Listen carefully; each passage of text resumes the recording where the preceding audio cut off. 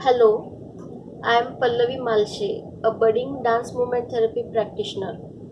And with today's video, I am starting a new tag on my YouTube channel called Moving Mondays.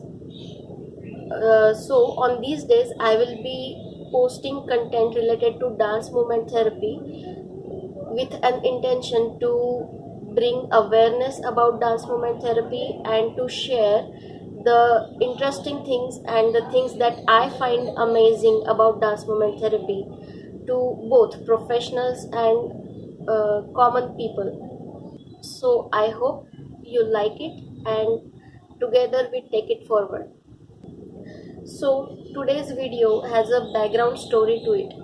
It happened that I was watching a dance video on YouTube channel and I spoke to my friend about it. I was saying that when I saw the first dance video of this person, I felt like this dancer is trying to challenge some notions, some societal stereotypes through his dance performance, and he is doing it creatively. And when I saw his other dance performances, I felt like he is, rather than giving a performance to the audience, he is expressing himself. He is using dance as a medium or tool to express himself and to access parts of himself to connect with the self.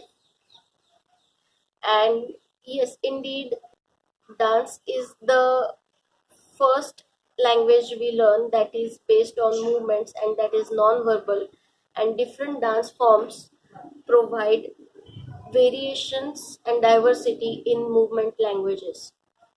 So this made me curious about what facilities the various dance forms provide us, and especially what are those facilities provided by dance that are used in dance movement therapy. So while it is said that origin of dance movement therapy was highly influenced by modern dance and psychoanalytic theories, I tried to focus on its dance part for a while. It is said that the pioneers of dance movement therapy were either practitioners of modern dance or were highly influenced by it. So I tried to find the features and philosophy of modern dance that made the birth of dance movement therapy possible. So in this video, I share my learnings about it, and since I am making this video in a short span of time, it is more of an audio content like a podcast, and there is hardly any visual content to it. But I hope you find it interesting, engaging, and unending topic of exploration. So let's move to it. I guess the basic reason of how modern dance could lead to the birth of dance movement therapy lies in intentions of its own birth. Modern dance was born as a rebellious action against restrictions seen by its pioneers, especially in ballet dance. The restrictions seen were of being mere entertainers performing for the entertainment of the elite rather than being artists expressing and exploring the higher realms of and higher purpose of dance, such as connecting with oneself or experiencing spirituality. The other restrictions were seen in the form and content of the ballet, such as it having feudal values, imperialistic nature, archaic themes, and codified and restricted movement repertoire. And it seems as a rebellious experimentative response, the pioneers and first and second generation practitioners of modern dance came up with a diverse repertoire of movements with more natural movements and improvisation techniques.